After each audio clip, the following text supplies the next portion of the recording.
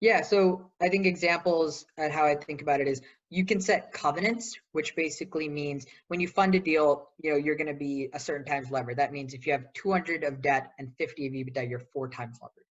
You will set covenants at a certain cushion to that opening 4 times leverage. So we might say a 50% covenant. That would be very wide, but a 50% covenant means if EBITDA falls by 50%, so if it falls from 40 to 20, whatever leverage ratio that is, that's a covenant. After that, if that covenant trips, you have the ability to, if you really want to, you can take over the company, you as a creditor. And so usually you don't take over the company. There's some like give and take. The company pays you a fee. They widen the covenants. They probably come to you proactively. There's a lot of things that happen, but it's a way for you as a creditor to step into the business. That's like one thing that you will want on your deals and covenant. Another thing is called amortization, which is similar to buying a home.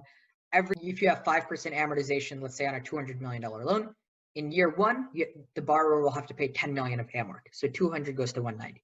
In year two, they have to pay another 10 million. So 190 goes to 180, etc. And so it keeps going like that. And that's a way for you to de-risk and get your dollars back.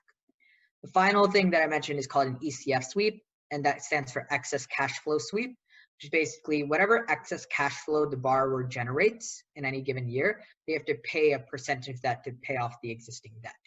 So if you had a $200 million loan and the company makes 50 million of excess cash flow, you might have recourse to 50% of that. So 50% of 50 is 25, and they have to pay that $25 million off the 200. So then there's 175 of debt outstanding.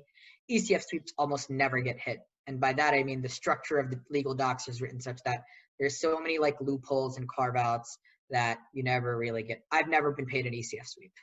I've never received dollars from an ECF sweep. Got it. That's